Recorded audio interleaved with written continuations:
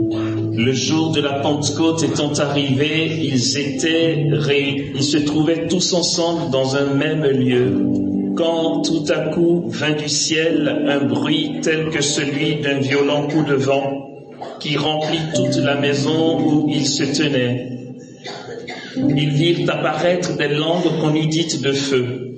Elles se partageaient, et il s'en posa une sur chacun d'eux. Tous furent alors remplis de l'Esprit Saint et commencèrent à parler en d'autres langues selon que l'Esprit leur donnait de s'exprimer. Or, il y avait demeurant à Jérusalem des hommes dévots de toutes les nations qui sont sous le ciel. Au bruit qui se produisit, la multitude se rassembla et fut confondue. Chacun les entendait parler en son propre idiome maternel. Ils étaient stupéfaits et tout étonnés. Ils disaient, « Ces hommes qui parlent ne sont-ils pas tous galiléens? Comment se fait-il alors que chacun de nous les entende dans son propre idiome maternel? Parthes, Médès et Élamites, habitants de la Mésopotamie, de Judée et de Cappadoce, du Pont et d'Asie, de Phrygie et de Pamphylie, d'Égypte et de cette région de la Libye qui est proche de Cyrène, Romains en résidence, tant juifs que prosélytes, Crétois et Arabes, nous les entendons publier dans notre langue les merveilles de Dieu. Tous étaient stupéfaits et se disaient perplexes l'un à l'autre. Que peut bien être cela? D'autres encore disaient en se moquant, ils sont pleins de vin doux. Pierre alors, debout avec les 11, éleva la voix et leur adressa ces mots. Hommes de Judée, et vous tous qui résidez à Jérusalem, apprenez ceci, prêtez l'oreille à mes paroles. Non, ces gens ne sont pas ivres comme vous le supposez. Ce n'est d'ailleurs que la 3e heure du jour. Mais c'est bien ce qu'a dit le prophète. Il se fera dans les derniers jours, dit Dieu, que je répandrai de mon esprit sur toute chair. Alors, vos fils et vos filles prophétiseront, vos jeunes gens auront des visions et vos vieillards des songes, et moi, sur mes serviteurs et mes servantes, je répandrai de mon esprit et je ferai paraître des prodiges là-haut dans le ciel et des signes ici sur la terre. Le soleil se changera en ténèbres et la lune en sang, avant que vienne le jour du Seigneur, ce grand jour. Et quiconque alors invoquera le nom du Seigneur sera sauvé. Amen. C'est vrai, je vous ai un peu surpris. Vous étiez en extase et j'ai commencé à lire la parole de Dieu. Désolé de vous sortir de votre extase, de votre recueillement.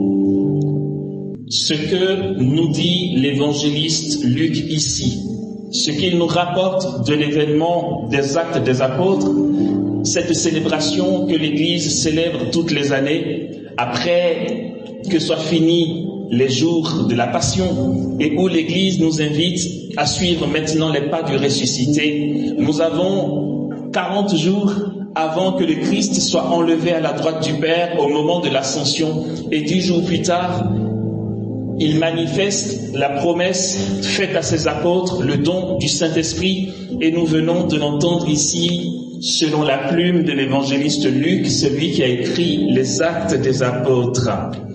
Il ne peut pas se produire autre chose. Il ne pouvait pas en être autrement que ce que nous relate Luc ici. De quoi s'agit-il? Les apôtres qui, quelques heures encore avant, ou même quelques minutes avant, étaient encore dans leur torpeur, leur fragilité, pas leur médiocrité, non, mais leur fragilité, leurs incapacités. Ils étaient confrontés juste à leur humanité très limitée à leur entendement très limité, et nous saurons par les théologiens qu'après tout ce qu'ils ont vécu avec le Christ, ils n'étaient pas encore dans l'évidence que celui avec qui ils ont mangé, avec qui ils ont marché, avec qui ils ont partagé 3 années de prédication, était vraiment le Fils de Dieu. Pierre, il a été saisi, c'est dans le chapitre 16 de l'évangile de Matthieu, saisi par la puissance d'en haut, et il a confessé que Jésus était le Messie, le Fils du Dieu vivant. Jésus a été clair dans ses propos, ce n'est ni la chair ni le sang qui t'ont révélé cela, mais mon Père qui est dans les cieux. Parce que c'était une transcendance en lui. D'accord? Mais bien plus tard, le doute s'installe à nouveau. C'est ce que la spiritualité carmélitaine va appeler passer du saisissement à l'entendement. Mais laissez tomber, mon but n'est pas de nous embrouiller. Pierre confesse que Jésus est le Messie, le Fils du Dieu vivant. Mais très vite après, son entendement reprend le dessus. Et nous savons très bien ce qui s'est passé au moment de la Passion, comment les apôtres sont entrés dans un désarroi. Après toutes ces années et toutes ces expériences, tous les miracles qu'ils ont vus, toute la prédication de Jésus, jusque même la transfiguration au Tabor, les apôtres n'étaient pas encore dans cette évidence que celui-ci était vraiment Dieu. Non, mais comment pouvaient-ils y penser? Ok, qu'il soit un grand homme venu de Dieu, on veut l'entendre. Un grand prophète, ça le fait, d'accord? Quelqu'un que Dieu a envoyé, qui a un charisme puissant pour conduire Israël vers sa libération vis-à-vis des Romains, ça peut encore s'entendre.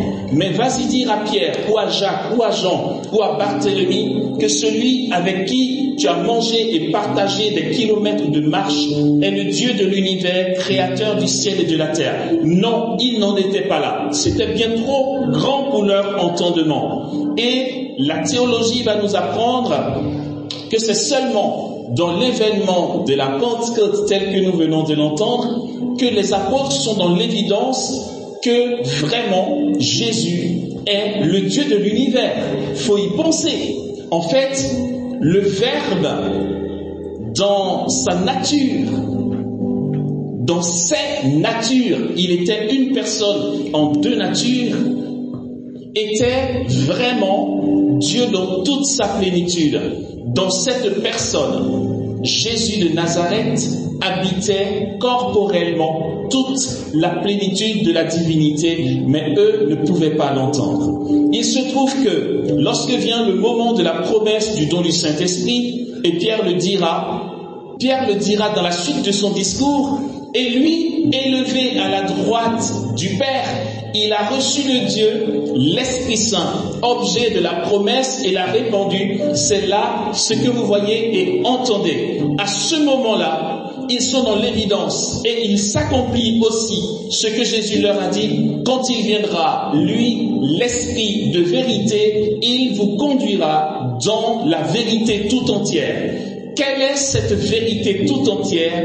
C'est qu'en effet, Dieu a tant aimé les hommes qu'il a donné son Fils, l'unique engendré, non pas créé, engendré. Jésus est clair dans ses propos à Nicodème, c'est le chapitre 3 et le verset 16 de Jean. Il dit à Nicodème, Dieu a tant aimé le monde qu'il a donné son Fils.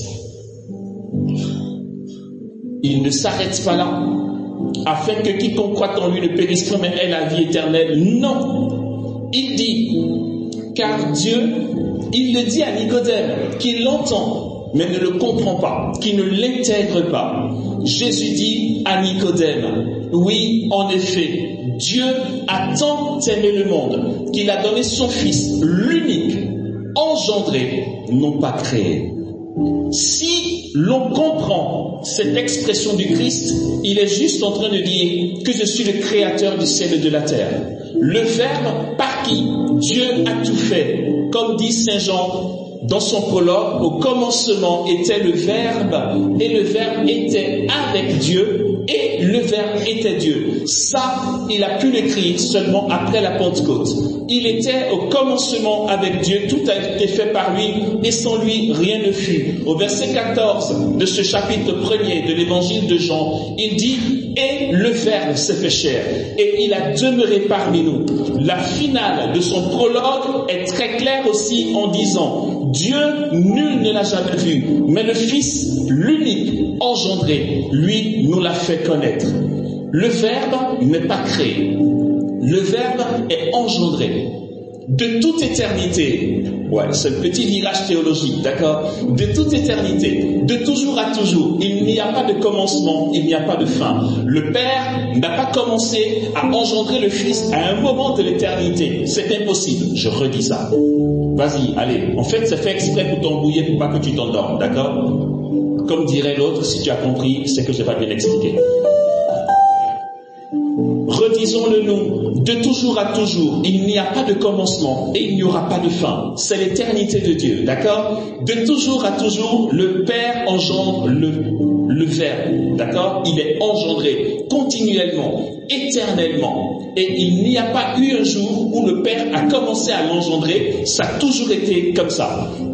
Depuis que le Père existe, le Fils existe. Depuis que le Père existe, il engendre le Fils. Et de toujours à toujours, il engendre. Et il l'engendrera. Ne te dis pas, j'ai raté un chapitre, j'aurais voulu voir le moment où le Père engendre le Fils. C'est pas fini. C'est aujourd'hui qu'il engendre le Fils. Parce que l'éternité, c'est aujourd'hui. L'éternité, ce n'était pas hier. L'éternité, ce n'est pas demain. L'éternité, c'est aujourd'hui. En fait, c'est aujourd'hui qu'il engendre le Fils. Le jour où tu seras dans la vision béatifique, c'est ce jour-là aussi qu'il engendrera le Fils. On ne rate rien du tout. De toujours à toujours, Dieu l'engendre. Aussi, il est la parole, comme dit Saint Jean, que le Père est prononcé depuis toute éternité. C'est pourquoi l'auteur du livre de la Genèse, c'est Moïse qui est l'auteur du livre de la Genèse, Moïse dira, Dieu dit que la lumière soit et la lumière fut. Dieu crée toutes choses par son Verbe. Et Jean donc peut nous dire que tout a été fait par le Verbe et que sans lui rien ne fut. Ce Dieu créateur du ciel et de la terre a pris chair de Marie, il a vécu 3 ans avec ses apôtres, il leur a été enlevé et le Saint-Esprit les conduit dans l'évidence de ce que Dieu a manifesté par amour pour l'humanité. J'ai commencé par dire qu'il ne pouvait pas en être autrement. Frères et sœurs, l'Esprit Saint dont nous parlons ce soir, l'Esprit Saint que nous invoquons, que nous désirons, cette présence divine pour laquelle nous sommes en cheminement en vue d'une effusion du Saint-Esprit est, mais est plus énorme que ce que nous pouvons concevoir ou même demander. La puissance du Saint-Esprit, voici ce qu'elle est. Et voici pourquoi, d'un coup, les apôtres vivent une transformation en profondeur de leur être. Le Saint-Esprit leur tombe dessus et désormais, ils n'ont plus peur des Juifs. Ils sont capables de prêcher jusqu'à donner leur vie pour le Christ. Qui sont ces personnes qui sont arrêtées pour avoir prêché le nom de Jésus, qu'on va flageller pour les intimider, pour ne plus qu'ils parlent au nom de Jésus et qu'ils sortent de là avec les coups de fouet et qui se réjouissent d'avoir été jugés dignes de recevoir des coups pour le nom de Jésus. Ce sont ces coups de fouet qu'ils fuyaient et c'est pourquoi ils étaient dans la chambre haute. Après la présence du Saint-Esprit, ils sont saisis d'amour pour Dieu. Il y a quelque chose qui s'élève en eux. Leur être profond est mu par une présence supérieure, une transcendance, le divin. Et ils ne se laissent pas intimider par le démon. Ils ne se laissent pas intimider par les Juifs, ni par les Romains. Ils reçoivent des coups et ils en sont fiers. Le livre des Actes des Apôtres nous le dit d'ailleurs, après qu'on les ait libérés, après les coups, pour les intimider, on les libère et on leur donne interdiction formelle de parler au nom de Jésus. Et puis eux, qu'est-ce qu'ils font? Ils sont dans le temple jour et nuit à annoncer ce qui concerne le nom de Jésus. Les gars, vous n'avez pas peur qu'on vous flagelle encore? Vous n'avez pas peur qu'on vous mette à mort? Mais non, c'est une gloire. Et la gloire éclate dans le martyre du premier chrétien mort pour le Christ, Étienne, et ça va se continuer. Les apôtres sont morts martyrs, à l'exception de Jean. Et le premier martyr ne les a pas freinés. C'était une joie. C'était le témoignage jusqu'au bout. Parce qu'ils étaient mus par l'amour. Je vais vers la fin parce que je sais que j'ai été trop long dans l'introduction, à accueillir la grâce, bien sûr. Mais cette fin, enfin, on commence à descendre, quoi. C'est pas dit que c'est les derniers mots, bien sûr. Ok. Frères et sœurs, il ne pouvait pas en être autrement. Pierre est saisi. Il improvise une prédication et la puissance de Dieu agit.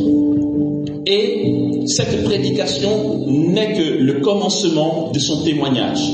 Le témoignage éclatant par excellence est le martyr. Nous savons que Pierre, le premier pape, chef des apôtres, va mourir martyr pour le nom de Jésus. Et telle est sa joie. Et il va jusqu'au bout. Ainsi, Dieu vient l'exaucer dans ce qu'il a désiré depuis toujours. Il a dit, serait-ce jusqu'à la mort, j'irai avec toi. Et c'est vraiment ce que Dieu lui a donné. Quand il le disait, il le pensait.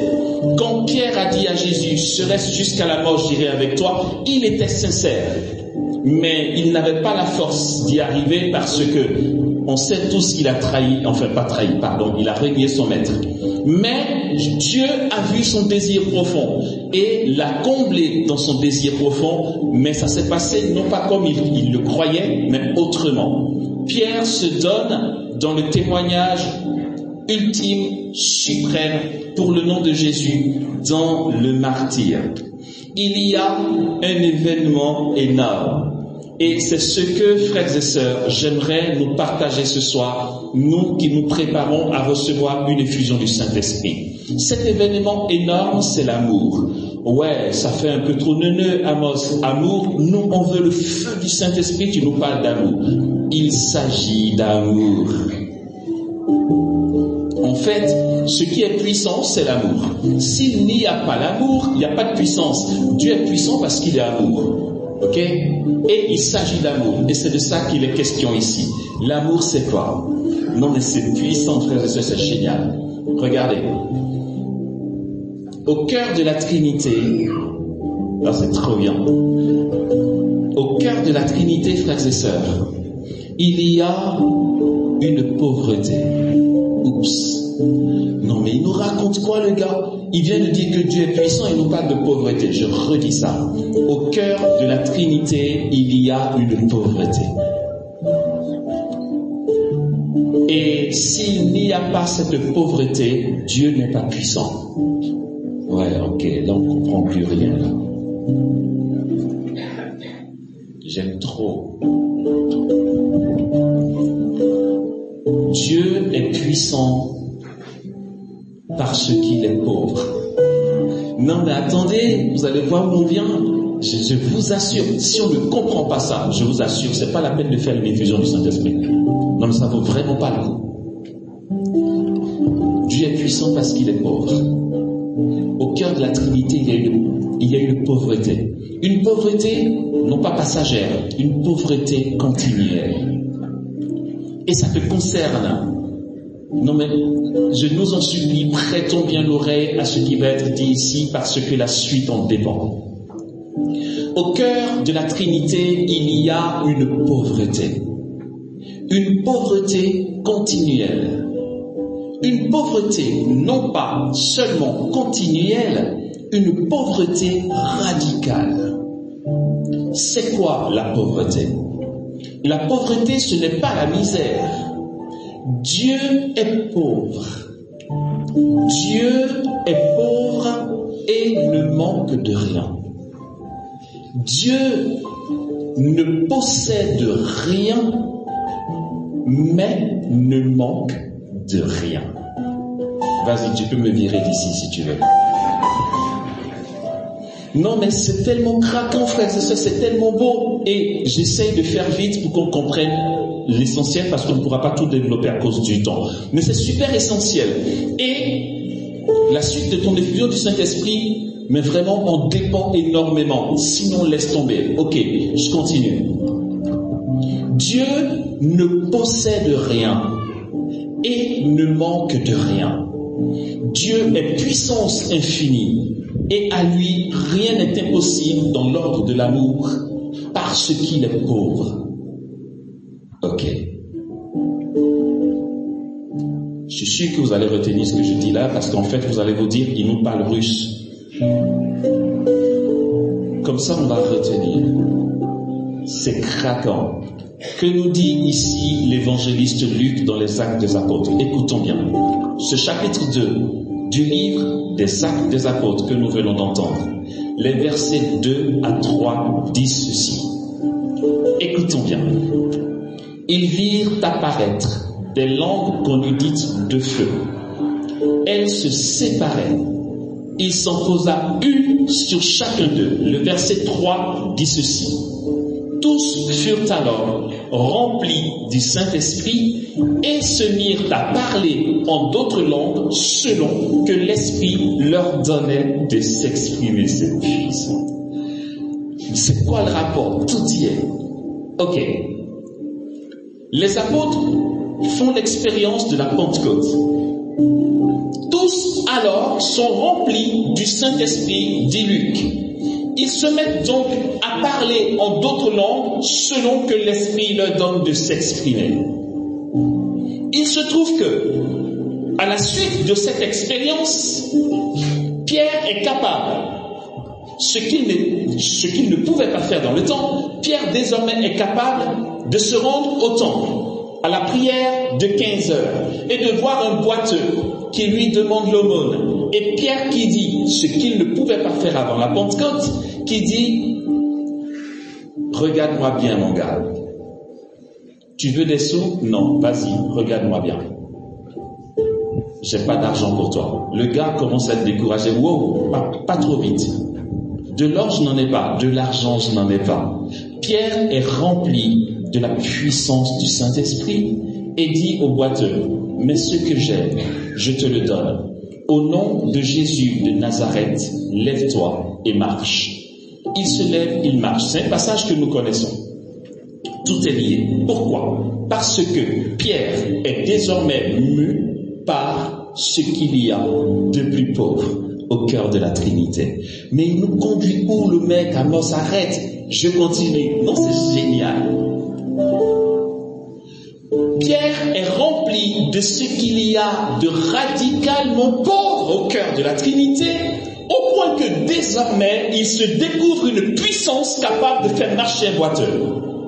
Pierre, avant de faire marcher le boiteux, n'était pas encore suffisamment pauvre. Ce que nous croyons, c'est que nous pensons que les puissants, que ceux qui opèrent des miracles sont des puissants. Les charismes de puissance sont des charismes de pauvreté. Je sais que j'enfonce le clou et que là, vous êtes complètement perdu. Mais c'est trop canon, quoi. J'aime bien. Comme ça, non mais attendez, c'est pas tous les jours. C'est vrai, c'est pas tous les jours que je viens à Dakar. Comme ça, vous allez vous dire, je me rappelle un gars qui nous a pris la tête la dernière fois. Au moins, tu ne me diras pas, d'accord? Ce qu'il y a au cœur de la Trinité de pauvres, c'est celui que nous désirons recevoir dans nos cœurs, frères et sœurs. La puissance du Saint-Esprit. Le Saint-Esprit, troisième personne de la Trinité, pardon. Cet esprit-là est, d'après la théologie de l'Église, l'amour entre le Père et le Fils. Au cœur de la Trinité, c'est l'Esprit Saint qui donne au Fils de s'adresser au Père dans un languissement, dans un abandon. Le Fils s'épanche continuellement vers le Père parce qu'il est saisi d'amour pour le Père, et le Fils se donne au Père en mourant. Au point que sa mort sur la croix, dans son incarnation, ne va pas être une nouveauté. Le Verbe, s'il a été capable de mourir en croix, c'est parce qu'il a toujours été ainsi. Et si le Fils s'abandonne au Père continuellement, c'est parce que l'Église nous apprend que l'Esprit est l'amour entre le Père et le Fils. Ce don total du Fils au Père, c'est l'Esprit Saint. Et le Fils peut sans cesse s'abandonner au Père parce qu'au cœur de la Trinité, l'Esprit Saint, que j'appelle cette pauvreté radicale, quémande l'amour. Mais qu'est-ce qu'il raconte? Je le redis, enregistre, mets en direct sur Facebook, va montrer au pape François. Dis-lui que c'est Amos Stéphane Dibi qui l'a annoncé aujourd'hui. Vas-y et tu verras qu'il dira, mais qui est ce Amos? Qu'est-ce qu'il est inspiré? Ne va pas avoir de doute, c'est que la profondeur de la réalité divine, c'est cela. L'Esprit Saint quémande l'amour éternellement au cœur de la Trinité, parce qu'il est lui-même amour. L'Esprit Saint, c'est l'expression même de l'amour. Or, le pauvre, c'est celui qui a besoin de l'autre. Voici comment, au cœur de la Trinité, l'Esprit Saint est la pauvreté radicale. Parce que, comme dit la théologie byzantine, l'Esprit Saint est gémissement. Gémissement continuel vers le Père. L'Esprit Saint quémande l'amour du Père parce qu'il est pauvre. Non pas qu'il ne soit pas puissant, c'est que l'Esprit Saint est puissant, mais fait le choix de tout remettre de sa puissance pour honorer les deux autres personnes de la Trinité, et il est sans cesse dans un gémissement, un languissement, un amour au cœur de Dieu.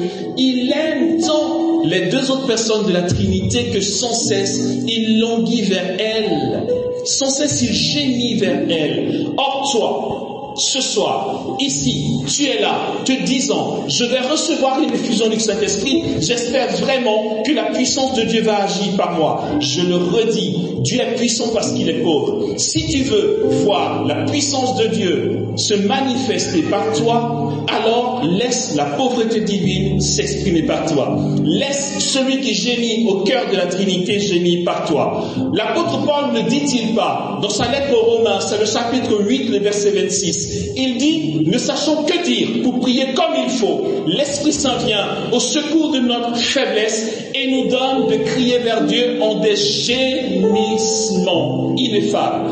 Or, ces gémissements ineffables vont s'appeler la prière en langue. Il est dit ici, et je l'ai cité, c'est le verset 3 de ce chapitre 2 du livre des Actes des Apôtres. Tous furent alors remplis du Saint-Esprit et se mit à parler en d'autres langues. Je dis ça autrement. Tous furent alors remplis du Saint-Esprit, tous furent alors remplis de cette pauvreté radicale divine. Ils se mit tous à gémir selon que l'Esprit leur donnait de s'exprimer. La prière en langue, c'est le gémissement. Quand Paul le dit, il parle de la prière en langue. Or, au cœur de la Trinité, l'Esprit Saint est le gémissement. Par la prière en langue, l'Esprit Saint te donne de grandir en puissance. Est-ce que tu as déjà entendu le contraire de ce que je dis là depuis que tu es au renouveau charismatique? N'est-ce pas par la prière en langue que les charismes jaillissent? Or, cette prière en langue est gémissement. Je ne l'invente pas. Paul dit, le chapitre 8, le verset 22 pour le coup, de sa lettre aux Romains, il dit, la création tout entière gémit en travail d'enfantement, attendant la révélation des fils de Dieu. Et au verset 26, je le redis, ne sachant que dire pour prier comme il faut, l'Esprit Saint vient au secours de notre faiblesse et nous donne de crier vers Dieu en des gémissements ineffables. L'Esprit Saint t'est donné et il fait de toi un mendiant d'amour. Mais tu ne sais pas ce que tu dis parce qu'il balbutie par tes lèvres. Les apôtres prient. Ils ne savent pas ce qu'ils disent. Ils sont juste spectateurs de la puissance de Dieu. Tous ceux qui les entendent disent, on les entend parler chacun dans son propre idiome maternel.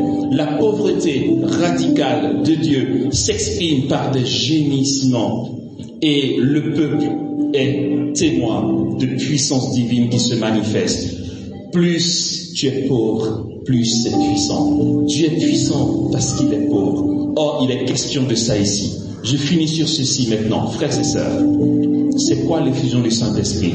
Ok, petit côté technique et témoignage des fins du truc. Ok.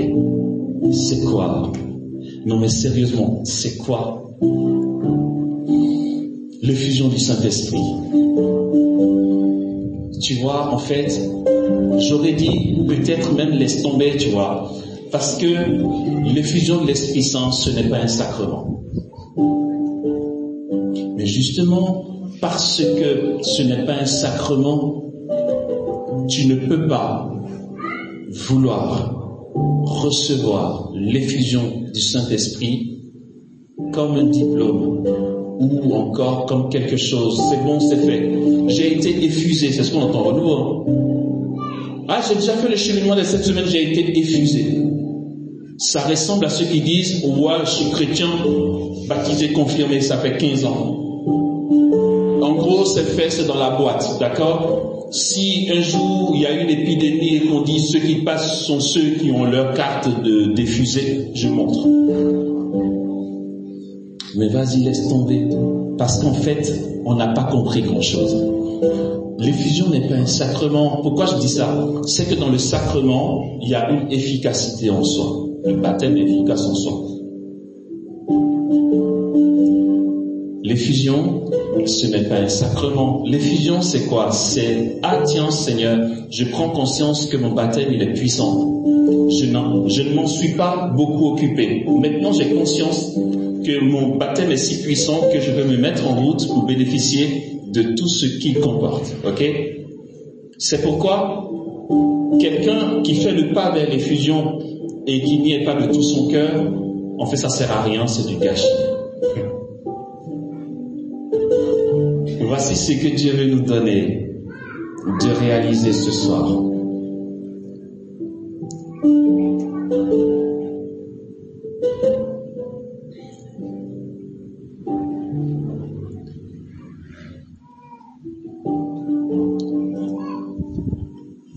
Il est pour les pauvres. Thérèse de Lisieux appellera le Saint-Esprit Père des pauvres. Père des pauvres. Les apôtres n'avaient pas d'arrogance. Ce n'étaient pas des puissants.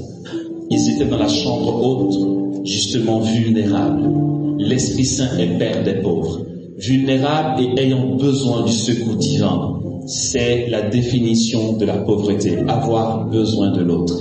Les apôtres demeuraient dans la prière parce que sans Dieu, ils ne peuvent rien faire. Et l'Esprit Saint leur tombe dessus.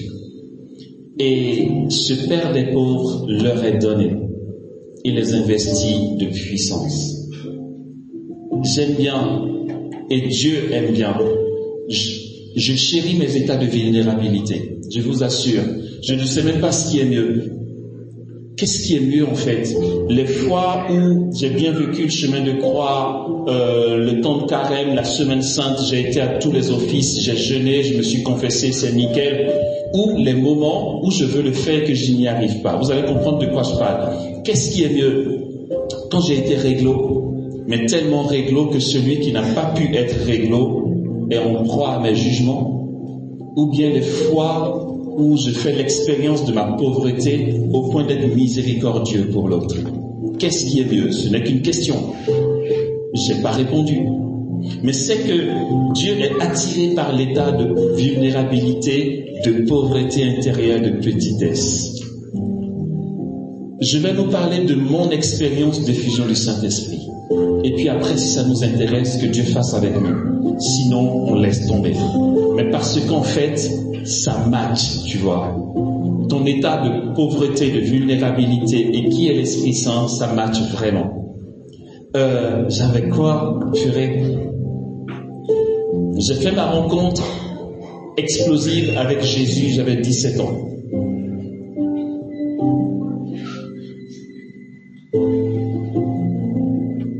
Et puis j'ai été au renouveau charismatique. Cette rencontre avec Jésus a été si belle et si foudroyante que mon cœur avait soif de prier. Un membre du renouveau charismatique que à qui maman m'avait confié, qui faisait office d'accompagnateur spirituel, a accompagné mes premiers pas de néophyte, on va dire. Et j'ai été au renouveau charismatique.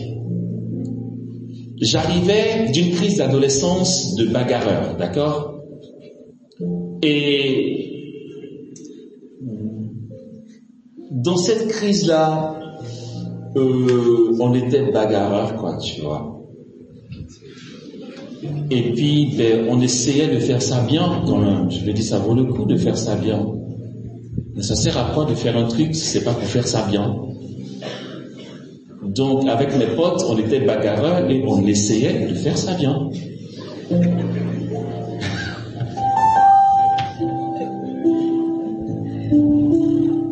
Et après 3 ans de grosse crise, c'est pas le lieu dont je vous passe le détail, j'ai fait une rencontre avec Jésus et mon cœur est séduit. Je veux vivre que pour lui. Et j'arrive au renouveau charismatique, invité par cet aîné qui me suivait spirituellement. Et puis là, je découvre le milieu charismatique. La prière en langue, je dis, mais c'est quoi ce truc? Ils font bala bala bolo bolo, bili bili. Et moi je suis là, je dis, mais purée, attends, c'est quoi? Et on me dit, tu sais, c'est surnaturel. C'est l'Esprit Saint qui leur tombe dessus et qui saisit leur langue. Moi je trouve ça fascinant. Je dis quoi? En fait, quelque chose de mystérieux qui vient d'ailleurs et qui te saisit et tu pries en langue. Waouh, trop fort. Et puis, je vois certains prophétiser des paroles de connaissance immédiate et je suis bluffé. Là, je suis complètement chaos séduit, tu vois. J'ai dit non, même pas en rêve, je vais faire demi-tour dans mon ancienne vie. C'est trop stylé ici. Attends.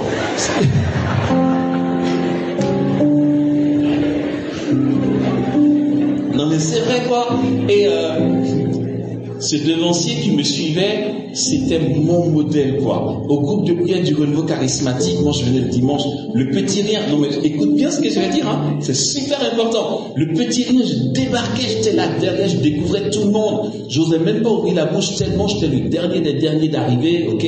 Tout le monde était supérieur à moi, donc j'étais là, j'observais. Et lui, de toute l'assemblée, il n'arrêtait pas d'enchaîner les prophéties, les paroles de connaissance.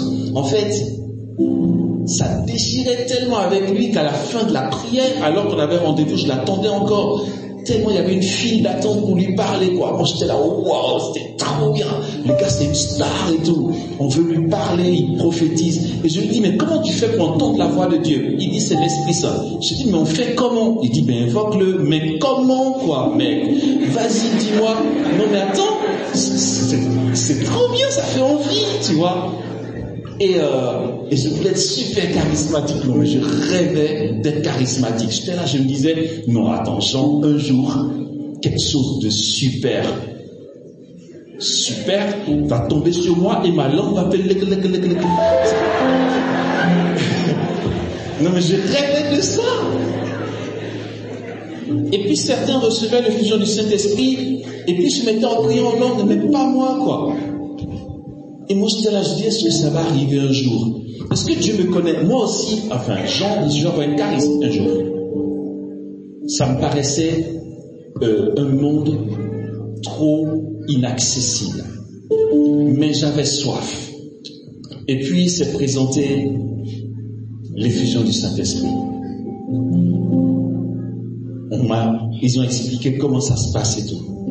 Et là, je demande bien, non mais attendez les gars, je ne veux pas perdre mon temps. Dites-moi, sérieux. C'est cette semaine-là qu'on commence à parler en langue et prophétiser. On dit oui. Je dis non, vous êtes sûr.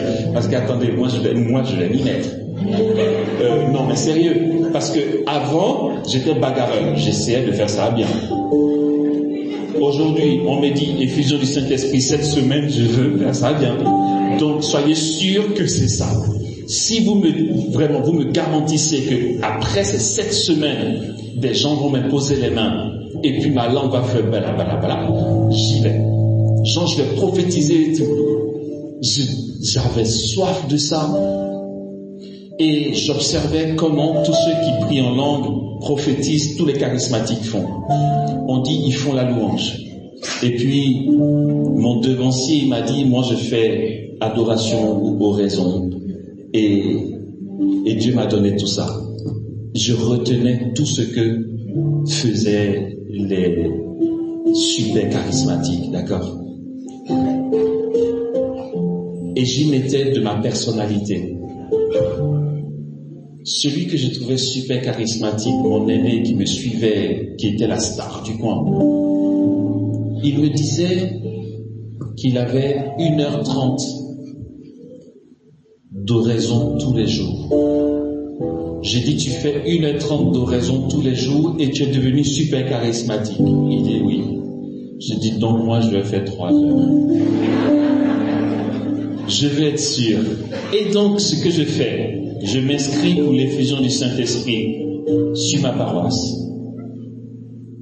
Les dimanches après-midi, c'est la prière du renouveau charismatique sur ma paroisse, cheminement de cette semaine.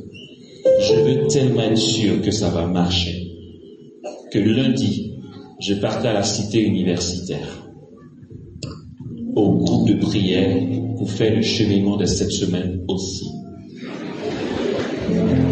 Dimanche, je suis ici, lundi, je suis là-bas.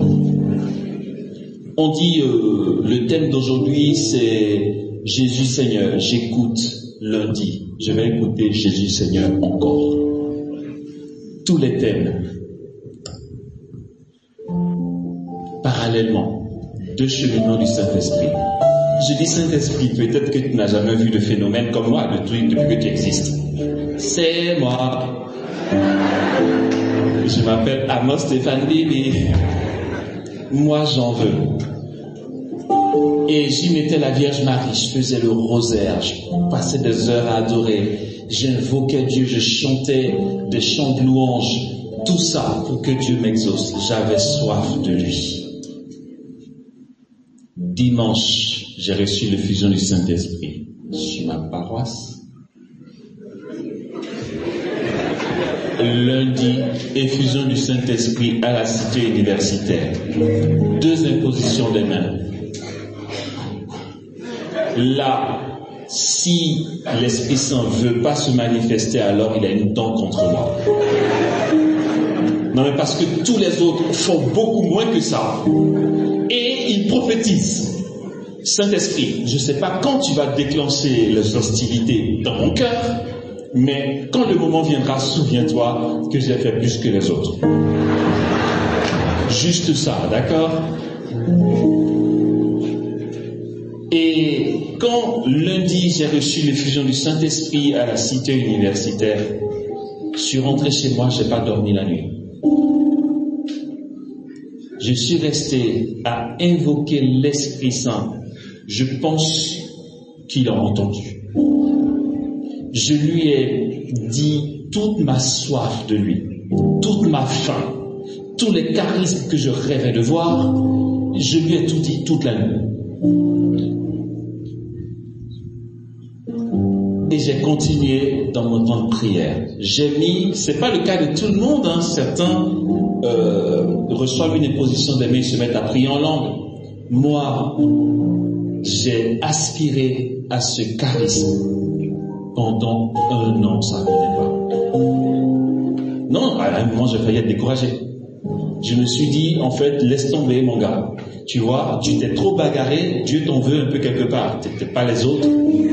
Il t'en veut un peu. Parce que les autres prient en langue, mes amis prient en langue, ils chantent en langue et tout. Ça vient pas. J'invoque, ça vient pas. J'ai désiré ce charisme. J'ai fait des rosaires et des rosaires. La Sainte Vierge a entendu parler de moi. Parce que, non mais, quelqu'un m'a dit, si tu veux être super charismatique, Esprit Saint et Vierge Marie. Donc, j'invoquais l'Esprit Saint à outrance et je faisais des rosaires. Marie, il paraît que tu es épouse du Saint-Esprit. Donc, je fais des rosaires. Ça ne venait pas. Pendant 1 an. Mais où partaient toutes ces invocations? Je pense que l'Esprit Saint avait besoin de prendre son élan. Parce qu'il s'est dit, si je lui donne ce gars-là, on ne pourra pas respirer tout de suite. Donc, on va assurer nos arrières avant. Et puis après cette longue année où j'ai donné, j'ai dit, quand tu veux, enfin, je laisse tomber, je baisse les bras. Et puis un jour, un samedi après-midi, je vais à la confession. Je suis assis sur le banc, j'attends mon tour. Et donc je me dis, mais mince, tu es distrait, vas-y, demande à Dieu de t'inspirer, les péchés qu'il faut que tu confesses et tout. Donc, avant de m'y mettre, je veux faire le Notre Père, mais discrètement. Samedi après-midi, c'est pas une prière charismatique, il n'y a pas le feu, il n'y a pas un super cœur, il n'y a pas un bon prédicateur samedi après-midi. Confession, sur le banc. Je veux ouvrir les lèvres pour faire le Notre Père, mais ma langue fait... On reprend. Dans ma tête, c'est Notre Père. Quand j'ouvre la bouche pour faire Notre Père, ça fait... Attends, serait-ce ça? Je n'ai plus prié. Je dis non, je ne vais pas me cacher. Je suis sur un banc, il y a des gens à côté, je ne vais pas faire ça. Je me suis confessé, je suis rentré chez moi, je me suis enfermé dans la chambre, j'ai dit ok. C'était quoi là? J'ai fait le signe de croix et je vais refaire le Notre Père. Et là, la prière en langue jaillit.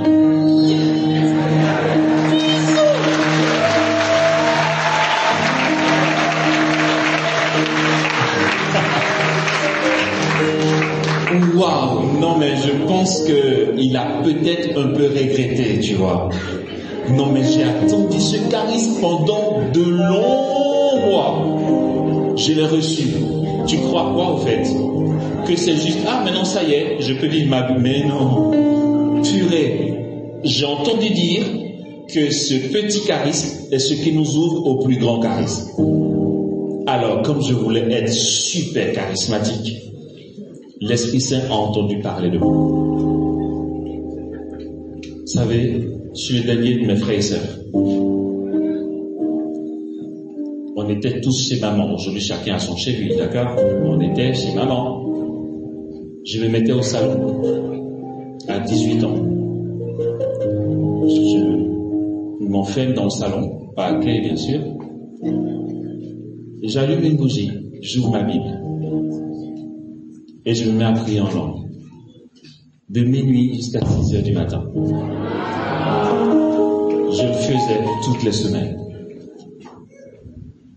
Une nuit, pendant sa pause pipi, mon grand frère entend dans le salon Kolia baba baba batotaka. Il dit mais attends, c'est quoi qui se passe? Il l'ouvre, moi je regarde comme ça, je continue Kolia baba baba. Il me dit, mais tu es malade. Au petit matin, il a dit à maman, mais écoute, il va vraiment falloir que tu parles sérieusement à ton fils parce qu'il a perdu la tête. Le gars, il est enfermé dans le salon tout seul et il dit des charabia. Il n'y comprenait rien. Moi, je savais où j'allais. De mardi à mercredi, j'étais à l'église devant le tabernacle à adorer Jésus toute la nuit. De jeudi à vendredi, je m'enfermais dans le salon et je priais en langue de minuit jusqu'à 6 heures. Non, mais toi, ça t'intéresse pas, tu vois.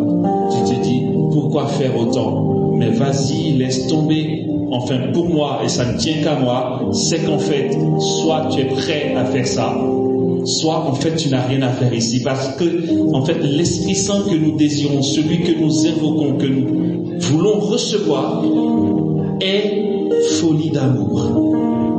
Il est gémissement continuel au cœur de la Trinité. Et, oh purée, pourquoi cette prière en langue est si importante? Ok, là aussi, prends note, enregistre et dis à qui veut l'entendre que ça vient de moi. D'accord? Si toutefois tu ne l'as jamais entendu. Je vais nous donner une hiérarchie de valeur des prières. Je me permets. Je ne l'ai jamais entendu dans l'église, ce que je vais dire là. Mais je sais que c'est vrai, c'est tout. Je vais nous donner. Non, mais c'est vrai. Regardez. Il y a une prière qui est la prière la plus importante. En tant que bon catholique, on sait ce que c'est. Non, la plus grande des prières. La messe. On est d'accord. La messe est la plus grande des prières. D'après l'enseignement de l'Église, bien sûr, j'ai compris que l'adoration, le cœur à cœur ou l'oraison, est la prière la plus importante. Bon, là, pour le coup, maintenant, c'est moi qui le dis. La messe est la plus grande des prières. Pour moi, le cœur à cœur est la prière la plus importante. Parce que la messe va être la plus grande des prières. Si tu n'as pas une intimité avec Dieu, tu vas être à la plus grande des prières et tu vas bâiller, tu vas t'ennuyer, tu passeras à côté de la grâce. C'est par le cœur à cœur, la rencontre avec Dieu dans la prière et le cœur à cœur que tu pourras voir l'invisible pendant la messe.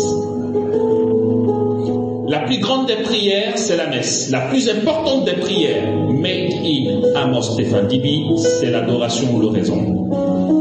Et troisième chose, je le clame haut et fort, sans peur de me tromper, et je sais que je ne me trompe pas. La prière parfaite, c'est la prière en langue. Il y a une prière parfaite, c'est la prière en langue.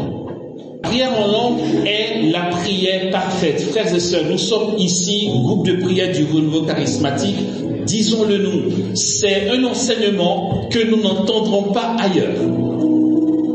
Entre nous, si nous voulons approfondir notre vie dans l'esprit, retenons bien ceci. La prière en langue est la prière parfaite. Non, mais de quel droit il se permet de dire ça? Je le dis et je le répète, j'insiste et je signe. La prière en langue est la prière parfaite. On n'a jamais entendu ça depuis qu'on est catholique. Amos, arrête parce que tu prends des risques là. Non, c'est vrai. Ok, on va voir comment et pourquoi. Ça n'a rien de fantaisiste, hein. C'est pas une question de j'ai décidé que ça va être comme ça. Non, c'est la réalité. C'est que, frères et sœurs, la prière en langue est la prière parfaite. Pourquoi? C'est l'apôtre Paul qui nous le dit. Dans sa lettre aux Corinthiens, sa première lettre aux Corinthiens, chapitre 14, verset 2, il dit, celui qui prie en langue s'adresse à Dieu. Il dit des choses mystérieuses sans savoir ce qu'il dit. Ça s'appelle, en mots techniques, la glossolalie. Oublie. On va revenir sur ce qu'a dit Paul. Ok.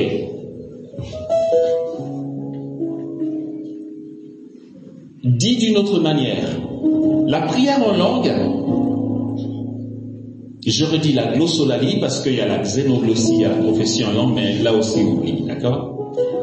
La glossolalie, qui n'est pas à interpréter, qui est juste la glossolalie, et j'aime bien comment les théologiens ne se sont pas fatigués, parce que la glossolalie s'appelle glossolalalala, comme ça le mot est trouvé très vite. Dans la glossolalie, on n'interprète pas. Paul dit, celui qui glossolale, c'est comme ça qu'on dit, s'adresse à Dieu, il dit des choses mystérieuses. C'est que, quand tu pries en langue, pourquoi c'est puissant? Et pourquoi cette prière est parfaite? Quand tu pries en langue, il se produit ce que nous avons cité tout à l'heure. Il se produit ceci. L'Esprit Saint vient au secours de ta faiblesse et te donne de crier vers Dieu en des gémissements ineffables. Quand tu pries en langue, l'Esprit Saint prie en toi et donne à Dieu le Père d'entendre de toi ce qu'il veut entendre dans l'instant. Je redis ça d'une autre manière. Pendant que tu pries en langue, si le Père attend que toi, Paul, tu exprimes la prière d'une certaine manière, on est tellement imparfait et tellement inconverti que nos prières ne sont pas parfaites. Pourtant, quand tu pries en langue, l'Esprit Saint donne au Père d'entendre de toi précisément, au millimètre près, ce qu'il veut entendre de toi.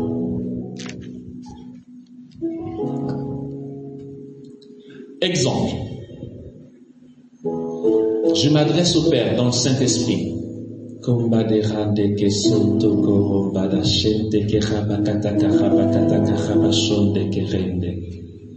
Je viens d'exprimer à Dieu le Père précisément les mots qu'il attendait de moi. En dehors de la glossolalie, il n'y a pas d'état de prière qui soit aussi parfait dans le rapport à Dieu.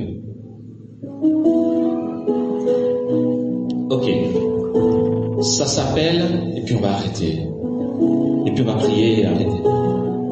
Ça s'appelle la prière infuse. Je prends 3 minutes et demie pour un petit côté technique.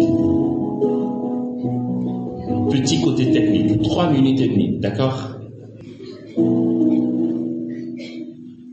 Dans la vie d'union à Dieu, la vie de prière, il intervient un moment où, d'après la spiritualité carmélitaine, l'Esprit Saint vient prier dans le fidèle chrétien. Ça fait partie des étapes de croissance dans la vie d'union à Dieu. Or, cette étape dans la croissance d'union à Dieu n'est pas pour les débutants. C'est ce qui est super paradoxal et beau. C'est pas pour les débutants. C'est au moment, on dit à cette demeure avant le mariage mystique, d'après la spiritualité carmélitaine. Là, on est à la 4e ou 5e demeure, où l'âme se surprend en train de prier toute seule. Tu marches dans la rue, tu achètes du piment, du cube magie, et puis à l'intérieur de toi, ton cœur prie. D'accord? Cette prière-là s'apparente du moins à la prière en langue. L'Esprit Saint prie en toi. C'est une prière parfaite. Non, qui est presque parfaite. Pourquoi? Parce qu'à ce moment-là, tu sais ce que tu es en train de dire à l'intérieur, ce qui est en train d'être dit à l'intérieur, et tu comprends donc ce que tu es en train de dire. Au point que, très vite, ta raison humaine peut être distraite, tu peux penser à autre chose, tu peux être un peu réticent. C'est déjà un état très avancé de la vie d'union à Dieu. Mais l'entendement, la raison humaine vient parfois prendre le relais. Dans la prière en langue, non, c'est ce même état, mais assumé par le Saint-Esprit de bout en bout. Pardon. Je fais une pause et je respire. Parce que je sais que je vous fatigue. Je sais. Je vais faire un peu plus simple. Désolé. Ok. Ouais, et puis on s'en fiche de cette demeure, Thérèse Davila. On s'en fiche pas, mais on peut s'en passer ce soir, d'accord?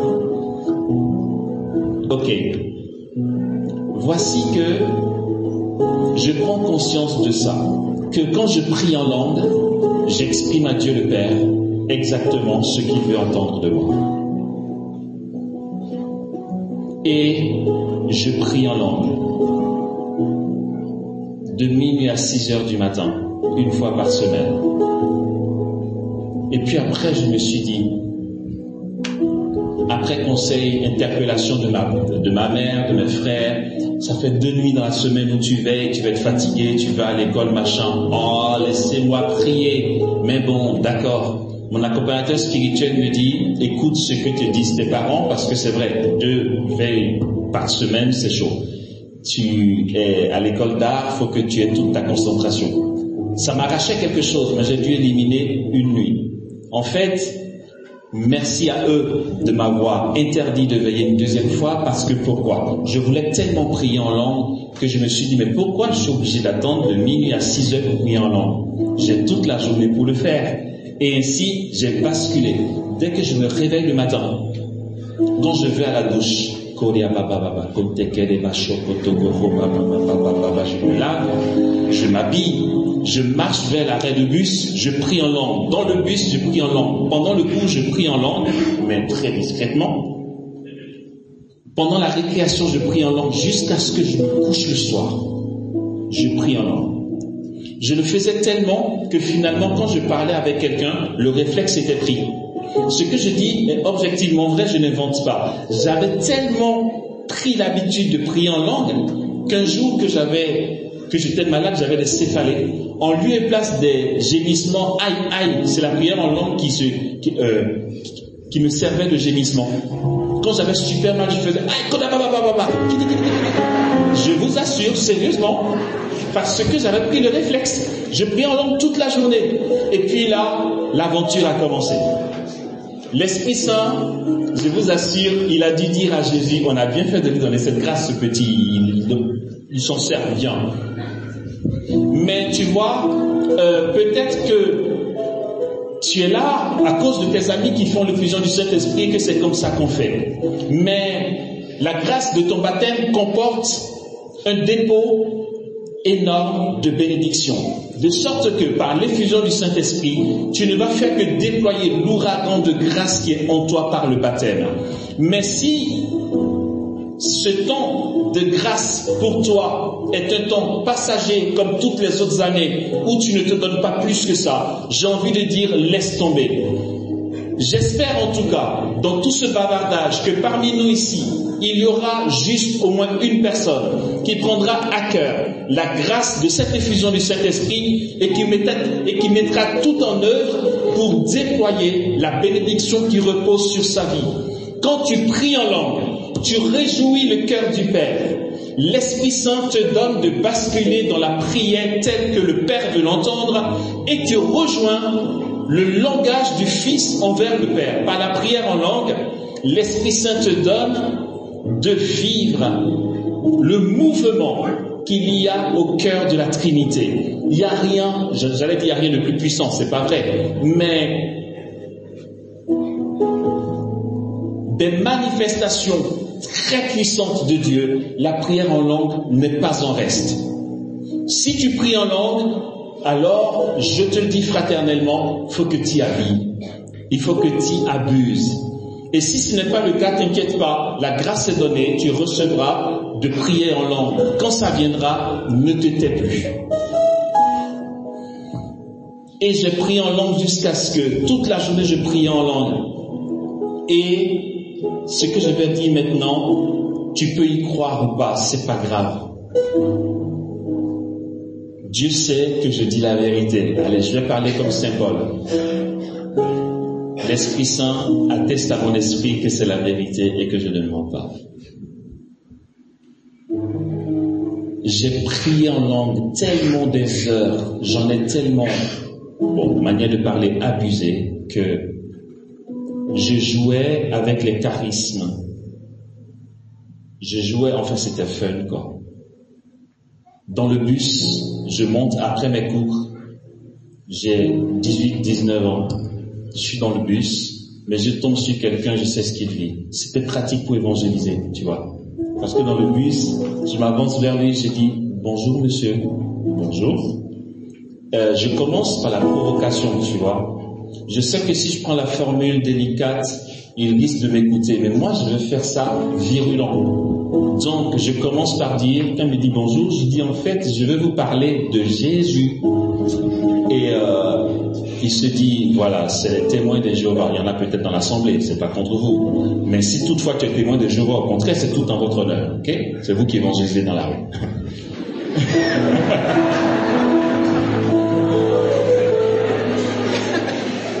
Ouais, mais bande de témoins de Jéhovah, qu'est-ce que tu me veux? Je veux pas que tu me parles de Jésus. Et moi, je fais exprès. En fait, c'est provocateur. Je sais qu'en disant de but en blanc, je veux te parler de Jésus, le monsieur va m'envoyer paître. Et c'était voulu. Mais juste pour voir l'effet que ça produit. Parce que dès qu'il m'envoie paître en disant, j'ai pas à t'entendre, je disais, ok, je vous dérange pas, mais c'est vous qui voyez. C'est juste que Jésus voulait s'occuper de votre fille, vous savez, qui est malade et qui a tel problème à tel endroit. Mais c'est vous qui voyez.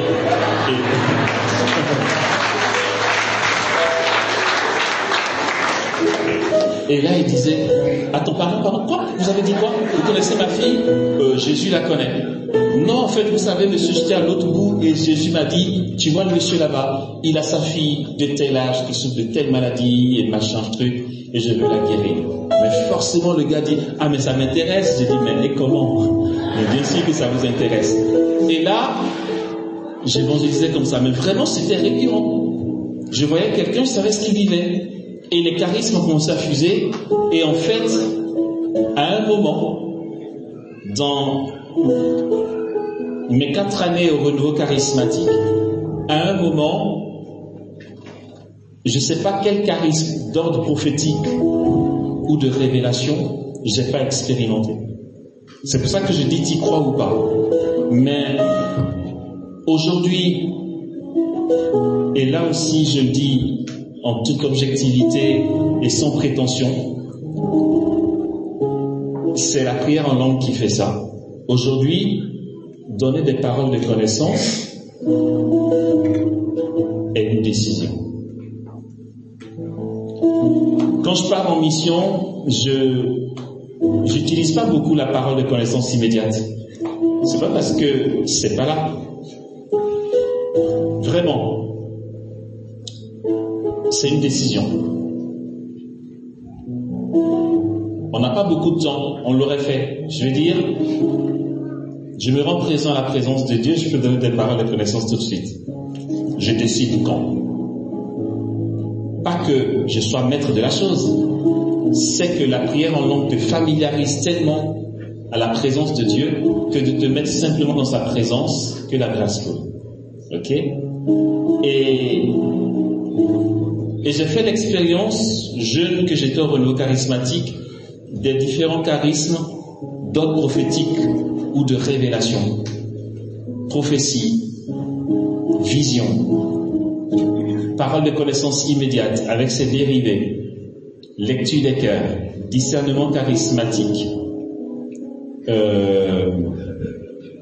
parole prophétique, interprétation des langues, prophétie en langue, enfin. Et tout s'est fait dans un temps très court. C'est comme si c'était venu en même temps. En l'espace de 6 mois, j'avais fait l'expérience de tout ça parce que j'avais pris le temps de prier en langue des heures pour que la grâce se déploie vraiment en moi. Et puis,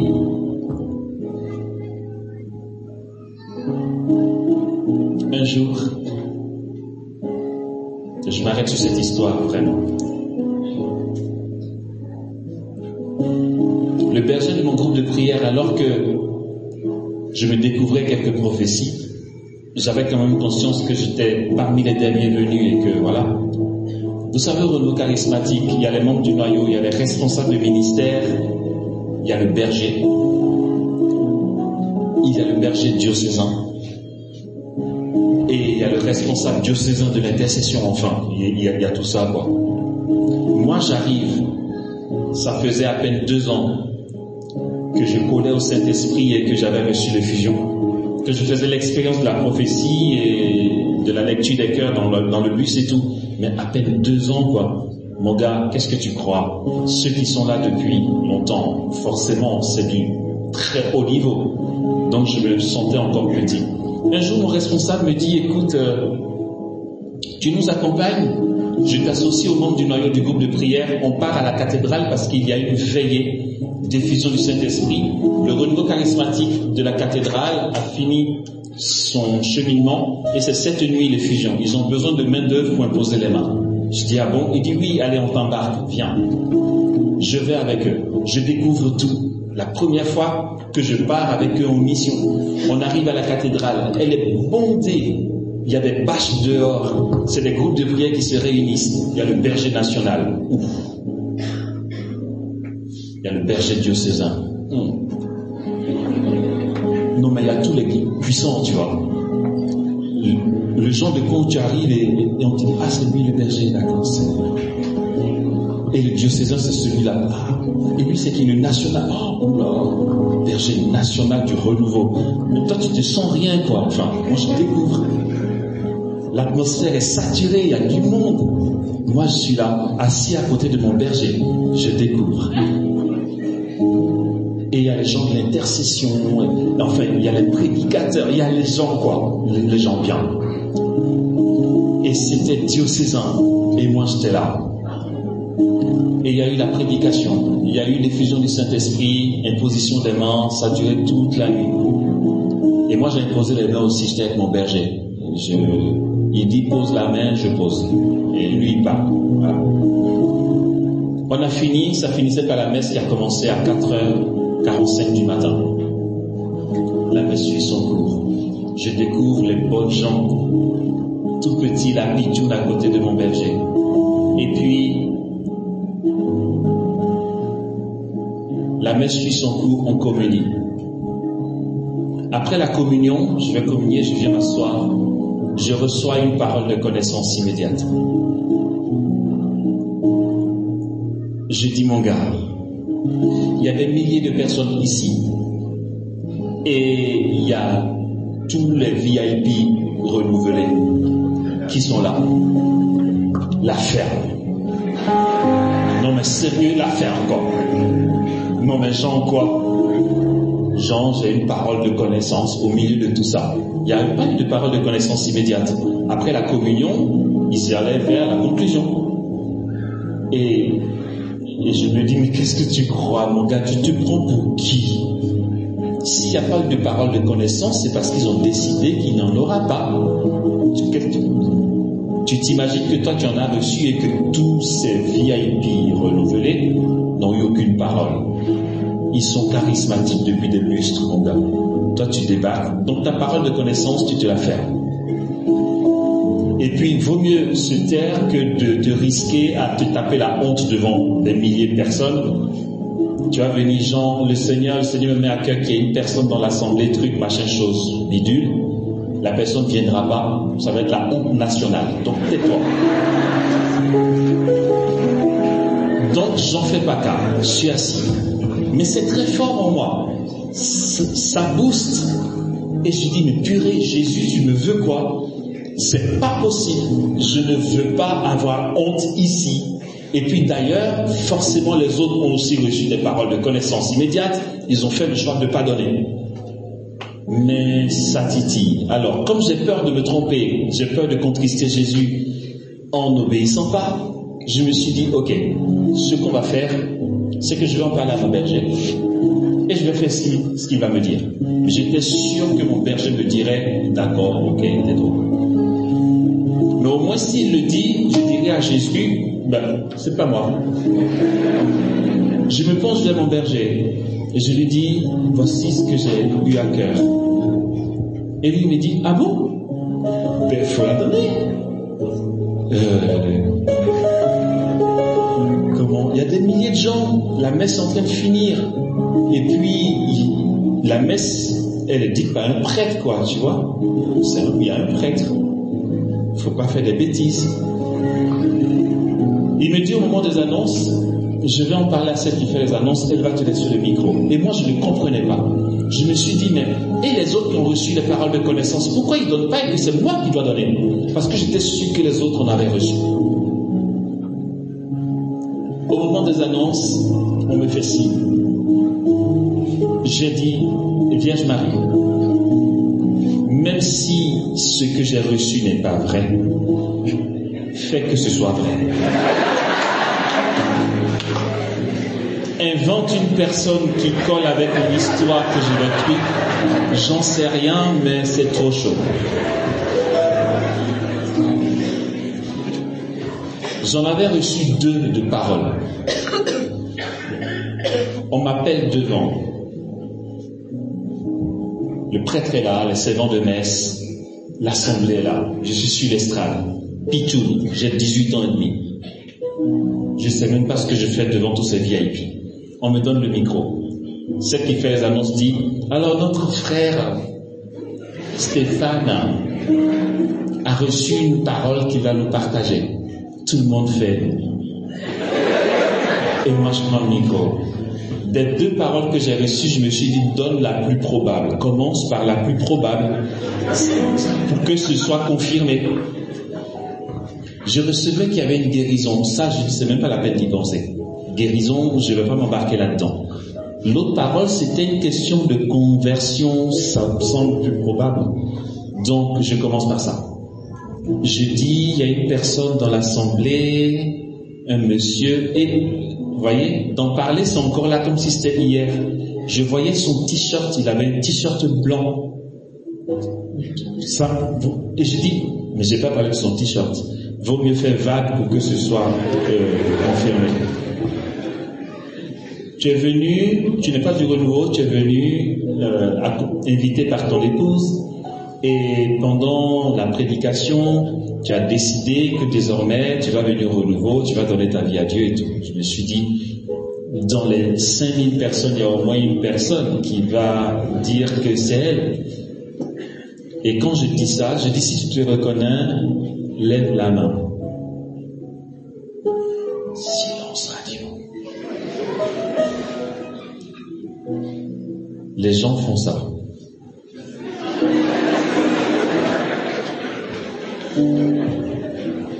Silence radio. Je dis, Jésus, pas pitié. Il n'y a pas une personne dans ces milliers de gens qui va, même si c'est trompé, au moins qui lève la main, tu vois, ça fait un honneur. Personne. Celle qui m'a passé le micro avec un sourire gêné dit, bon, mais c'est pas grave, on va demander si la personne se reconnaît plus tard, hein, tu peux venir nous voir et tout. La honte nationale. Et là, je me dis, écoute, gâté pour gâter, gâte. Elle veut me prendre le micro, je retiens le micro. Je dis, ok, pendant que tu te décides à venir là, je prends l'assurance là. Non, mais je suis déjà tellement brisé que vas-y, quoi. Pendant que tu te prépares à venir, j'ai une autre parole que je donne. J'ai dit, il y a une personne, là, il s'agissait de la guérison. Là, si le plus probable n'est pas confirmé, c'est pas ça qui va être confirmé, mais je suis déjà prié, donc on y va. J'ai dit, il y a une personne, c'est une jeune dame, au moment de la procession du Saint-Sacrement. Tu ne voyais pas, tu étais complètement aveugle. Quand Jésus passait, tu as senti des picotements. Tes larmes ont coulé, et là où je parle, tu vois clair. Comment je peux me risquer de donner une telle parole? Et quand je dis ça, je dis, si tu te reconnais, fais-nous signe. Je finis par la dernière syllabe qu'une jeune fille se lève. Elle lève les deux bras et dit, c'est moi, Jésus.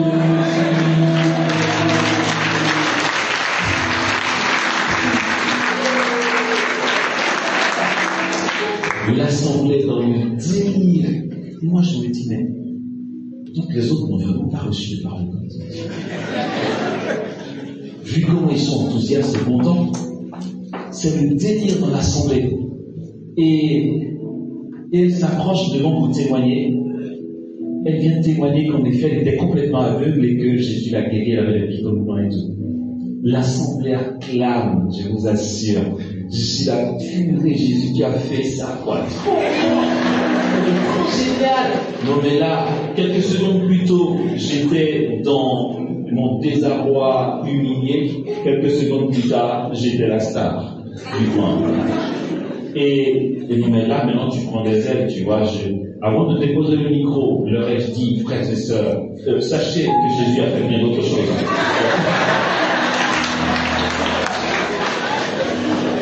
Mais comme on est pris par le temps, on ne pourra pas, voilà. Mais rendre grâce à Jésus pour tout ce qu'il a fait. J'en ai plein d'autres, tu vois, mais comme ça. Et puis, non mais vous voyez, tu pars de ton rien, tu n'es personne dans le renouveau, tu es là, tu débattes, tu apprends tout. Tu prends juste les moyens de squatter dans sa présence, de l'invoquer. Et puis tu passes d'un état à l'autre parce que vous savez ce qui s'en est suivi. Les gens parlaient à la paroisse. Dans le diocèse de Yopougon, puisque le diocèse était là, les gens j'entendais les gens dire, waouh, le petit Stéphane de la paroisse Saint-Marc de Yopougon, purée, il a fait la différence à la veille. Waouh. À cause de ça, je n'exagère pas, à cause de cet événement-là, quand il y avait une retraite ouverte du renouveau charismatique, écoutez-moi bien, le berger diocésain appelait mon berger et lui disait, ton petit là, est-ce qu'il peut venir à la retraite ouverte? Il a constitué ce qu'il appelait un staff prophétique diocésain pour les retraites ouvertes. Pour quand les prêtres qui ne sont pas charismatiques viennent, que nous on soit derrière pour prophétiser après l'enseignement. Et du coup, ce n'était plus seulement paroissial, s'il te plaît, c'était diocésain. Quand le diocèse se rassemble, nous étions 5 du staff prophétique, mais d'où je sors? Je suis personne. Je suis au renouveau depuis 2 ans et demi. Je suis strictement personne. D'où je passe de ce rien au staff prophétique du diocèse. Et puis là, j'ai dit, Jésus, tu vois, j'ai eu une promotion. Du coup, pendant la retraite ouverte, Jésus, même s'il n'y a pas de prophétie, il va falloir que tu en inventes. Parce que faut que je teste, tu vois. Il faut que je fasse ça bien. Et puis, non mais, voyez d'où Jésus nous prend, et il nous emmène. Moi, j'en sais rien. Tu es au renouveau depuis 10 ans, depuis 7 ans, depuis 15 ans. J'en sais rien de ta vie de prière. Et puis, va pas dire, j'ai mes aînés. Leur vie de prière ne te regarde pas. Tu viens d'arriver, tu as 15 ans, tu as 14 ans, tu as 18 ans, tu as 17 ans. Va pas te laisser intimider. Jésus, il est ton Dieu. Ton baptême est ton baptême. Le dépôt de la grâce est en toi. Ne va pas attendre d'être quelqu'un pour commencer à prier. C'est maintenant, en fait, tu vois. De ton rien, l'Esprit Saint, c'est le Père des pauvres. Et par la prière en langue et la louange, il nous donne la possibilité de nous ouvrir aux plus grandes grâces et aux plus grands charismes. Et c'est pour maintenant, c'est pour tout de suite. Si tu as faim, alors laisse-le te combler. Si tu as soif, laisse-le combler ta soif. Si tu es ici parce que tu as conscience de l'importance du Saint-Esprit, je t'en supplie, de toute ma pauvre vie, ne gaspille pas une seule journée sans coller à sa grâce. Ne sachant que dire, pour prier comme il faut, l'Esprit Saint vient au secours de notre faiblesse et nous donne de crier vers Dieu en des gémissements ineffables. Laisse Dieu prier en toi. Laisse l'Esprit Saint célébrer en toi et par toi. Donne à l'Esprit Saint de t'élever au cœur de la Trinité et de te donner d'exprimer à Dieu le Père ce qu'il veut entendre précisément de toi. Ça ne te coûte pas grand-chose. Jésus l'a dit, mon joug est aisé et facile à porter. On ne te demande pas d'aller faire des prières de chakra, de méditation, où tu vas l'éviter comme le bouddhiste. On n'en a rien à faire. Jésus délie ta langue. Quand tu as la prière en langue, pour ceux qui n'ont pas encore cette grâce, ça va venir. Pour ceux qui l'ont déjà, par miséricorde de Dieu, je vous adjure, frères et sœurs, ne laissons pas passer une seule journée sans avoir au minimum 1 heure d'invocation au Saint-Esprit par la prière en langue. Sinon, nous ne savons pas vraiment ce que nous voulons. Nous sommes au renouveau charismatique. Pourquoi? Vous savez, il ne s'agit pas de faire charismatique. Il ne s'agit pas d'être au renouveau charismatique. Il s'agit d'être charismatique. Je ne comprends pas ces charismatiques qui sont tous sauf charismatiques. Où je veux être charismatique, mais je ne prends pas les moyens pour être. Quitte à être charismatique, autant l'être bien, tu vois. Prenons les moyens pour que la grâce de Dieu se déploie par nous. Minimum 1 heure d'invocation au Saint-Esprit chaque jour. Quand tu vas recevoir l'effusion du Saint-Esprit, ne laisse pas passer le temps. Ce n'est pas un diplôme. Prends chaque jour le temps de rencontrer l'Esprit Saint. Laisse-le t'investir. Dakar a besoin de toi, le Sénégal a besoin de toi, l'Église a besoin de témoins. Les groupes du renouveau charismatique ont besoin de repères et de références. Jésus veut te donner d'être investi par lui, afin que tu sois appelant pour tes frères et sœurs, pour que sa grâce abonde et surabonde dans nos groupes de prière. Comment se fait-il alors que désormais nos groupes de prière se réduisent en nombre? C'est qu'il n'y a plus de manifestation de puissance. Parce que nous sommes trop quelqu'un. Nous sommes des gens importants. Nous avons des titres. Et puis c'est tout. Mais plus tu es pauvre, plus tu as soif de Dieu. En fait, franchement, j'ai la nostalgie de cette époque-là où personne ne me connaissait. Aujourd'hui, peut-être que je vois mon nom sur une affiche et je me dis, ouais, je suis quand même Amos. Seigneur, enlève-moi ça de la tête. Parce que moins tu es quelque chose, plus tu n'es rien, et plus tu es fou en Dieu en fait. Parce que tu as soif. Après, on devient trop intelligent, on devient quelqu'un trop important. Que l'Esprit, wow, ok, que l'Esprit Saint ce soir nous rende davantage fous. Que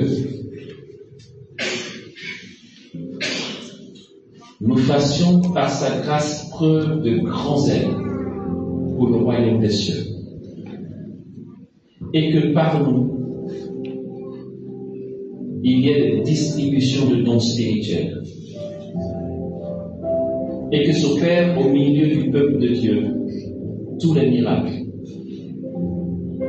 dont le peuple a besoin pour reconnaître le ressuscité Jésus et l'annoncer dans la puissance et dans le feu.